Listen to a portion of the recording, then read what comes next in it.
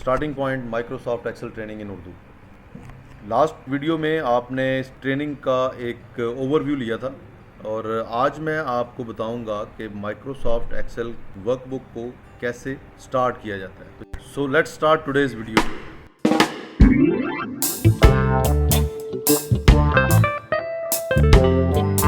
अस्सलाम वालेकुम दोस्तों, आज की इस वीडियो में मैं आपको बताऊंगा कि एक्सेल वर्कबुक को कैसे ओपन किया जाता है और उसका कुछ थोड़ा सा इंट्रोडक्शन भी आपको दूंगा। एक्सेल वर्कबुक अगर एक्सेल आपके सिस्टम में इंस्टॉल है तो उसको दो मुख्तलिफ तरीक़ों से आप ओपन कर सकते हैं। पहला तरीकाकार ये है कि डेस्कटॉप के ऊपर राइट क्लिक करें और यहाँ पर न्यू का एक ऑप्शन आ रहा है। न्यू में अगर आप देखें तो माइक्रोसॉफ्ट एक्सेल वर्कशीट आ रहा है। इस पर क्लिक करें तो एक वर्कशीट आपकी या वर्कबुक जो है वो क्रिएट हो जाएगी आपके डेस्कटॉप के ऊपर। आप इसको रीनेम कर सकते हैं या इसको ओपन कर लें। एंटर की प्रेस करके डबल क्लिक करके तो ये वर्कबुक आपके पास ओपन हो जाएगी। दूसरा तरीका जो कि कदरे आसान है वो ये है कि आप स्टार्ट के बटन पर क्लिक करें, ऑल प्रोग्राम्स में जाएं और यहाँ पर माइक्रोसॉफ्ट ऑफिस 2013 आ रहा है। अगर आपके पास 2016 है तो डेफिनेटली वहाँ पे 2016 लिखा हुआ होगा। उसमें एक्सेल 2013 या एक्सेल 2016 जो भी आपका वर्जन है उस हिसाब से आप इस पर क्लिक करके इसको ओपन कर सकते हैं। एक और तरीकाकार ये है कि यहाँ पर अगर आप देखें, मैंने स्टार्ट बटन पे क्लिक किया तो यहाँ पर सर्च प्रोग्राम का एक ऑप्शन आ रहा है। यहाँ पर मैं एक्सेल लिख दूँगा तो एक्सेल का जो प्रोग्राम है वो मेरे पास इस तरह से डिस्प्ले हो जाएगा। मैं इस पर क्लिक करता हूँ तो एक्सेल ओपन हो जाएगा।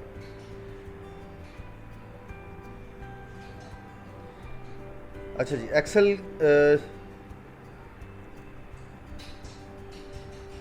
अगर आप ऑलरेडी एक्सेल यूज़र हैं तो डेफिनेटली कुछ फाइल्स पे आपने काम किया होगा, वो सारी की सारी रिसेंट में शो हो रही होंगी। क्योंकि आप इस ट्रेनिंग में न्यू हैं तो मैं यहाँ पे आपको बता देता हूँ कि आपने किस तरह से एक नई वर्कबुक क्रिएट करनी है। तो यहाँ पर दो ऑप्शन आ रहे हैं आपके पास, एक ब्लैंक वर्कबुक का है और प्रोजेक्ट प्लानर का है। आप कोई सा भी सिलेक्ट कर सकते हैं। इसके अलावा ऑनलाइन टेम्पलेट्स हैं, आप टेम्पलेट भी सर्च कर सकते हैं। उसके बारे में मैं बाद में आपको बताऊँगा टेम्पलेट्स के साथ कैसे काम करना है। इसी के ऊपर आप देखें तो ये एक कोने में क्रॉस का बटन आ रहा है। ये क्रॉस से आप इसको क्लोज़ कर सकते हैं। इसके अलावा ऑल्ट F4 इसकी शॉर्टकट की है, आप शॉर्टकट की भी यूज़ कर सकते हैं। रिस्टोर का ऑप्शन है, रिस्टोर करने से आपकी जो विंडो है उसका साइज़ जो है वो चेंज हो जाएगा। मिनिमाइज़ कर सकते हैं, आप हेल्प ले सकते हैं। अच्छा जी, अब मैं क्लिक करूँगा ब्लैंक वर्कबुक के ऊपर। तो मैं जब ब्लैंक वर्कबुक के ऊपर क्लिक करता हूँ तो मेरे पास एक्सेल का कुछ इस तरह से एक्सेल की विंडो ओपन हो जाती है, वर्कबुक ओपन हो जाती है। थोड़ा सा इसको मैं आपको इंट्रोडक्शन दे देता हूँ, बाकी ब्रीफ मैं आपको जो है वो नेक्स्ट वीडियो में बताऊँगा कि एक्चुअली इसके टूल्स या रिबन एवरीथिंग क्या चीज़ें। अच्छा, इस विंडो के अंदर एक वो एरिया है जहाँ पर टूल्स डिस्प्ले हो रहे हैं, जहाँ पर चीज़ें जो हैं वो आपको शो हो रही हैं, और एक वो एरिया जहाँ पर आप काम कर सकते हैं। अगर आप देखें,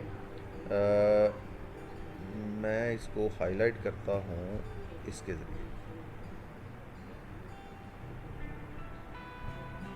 सॉरी, ये तो मैं वहाँ पे नहीं ले जा सकता। अच्छा, ये एरिया है यहाँ से यहाँ तक, ये सारा एरिया वो है जहाँ पर आपके टूल्स अवेलेबल हैं। अगर आप कहीं पे लिख सकते हैं तो वो फंक्शन में लिख सकते हैं। ये जो नेम बॉक्स आ रहा है इसमें कुछ आप चेंजेस कर सकते हैं, या ये जो छोटे छोटे बॉक्सेस नज़र आ रहे हैं जिनको हम सेल कहते हैं, इनमें आप लिख सकते हैं। अच्छा, इसमें क्या है, इसमें सबसे पहले टाइटल आ जाता है, आपकी बुक का वर्कबुक का नाम क्या है, आपने किस नाम से ये सेव की है। अगर आपने कोई नाम नहीं रखा तो जो डिफ़ॉल्ट नेम होगा, इस केस में वो बुक 1 है, तो वो ही इसका यहाँ पर डिस्प्ले होगा। उसके बाद एक्सेल है, इसका चूँकि हमने जो फाइल फॉर्मेट था वो बाय डिफ़ॉल्ट हमने XLSX सेलेक्ट किया हुआ था, तो वही आया।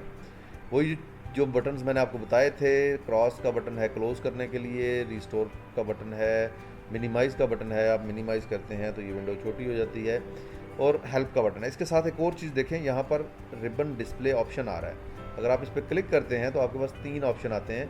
आप ऑटो हाइड भी कर सकते हैं, सब कुछ हाइड हो जाएगा। आप जब क्लिक करेंगे इस बार के ऊपर तो ये शो होगा। दूसरा है कि शो टैब्स ओनली, इस केस में सिर्फ टैब्स शो होंगे, बाकी नीचे जो रिबन था वो सारा हाइड हो गया। और जब शो टैब एंड कमांड्स करेंगे तो सारे के सारे टूल्स भी डिस्प्ले हो जाएंगे। अच्छा, इसी तरह इसमें अगर आप देखें नीचे एक शीट 1 लिखा हुआ है। ये बेसिकली हर वर्कबुक के अंदर मल्टीपल शीट्स होती हैं, तो आप शीट्स क्रिएट करने के लिए प्लस के साइन पे क्लिक कर सकते हैं, राइट क्लिक करके इंसर्ट कर सकते हैं, तो यहाँ पर एक नई वर्कशीट जो है वो क्रिएट हो जाती है। अगर डिलीट करना हो तो आप इस पर राइट क्लिक करें और डिलीट के ऑप्शन पे चले जाएं तो ये डिलीट हो जाएगी। इसके अलावा इसके नीचे अगर आप देखें यहाँ पर एक ग्रीन कलर की बार नज़र आ रही है, ये स्टेटस बार है। जो कुछ भी आप कैलकुलेशन कर रहे होते हैं, जो कुछ भी आप डेटा सिलेक्ट किया होता है, उसके बारे में कुछ कैलकुलेशंस आपको स्टेटस बार पे शो हो रही होती हैं। ये क्विक आपकी जो है ना वो विजिबिलिटी के लिए होती हैं।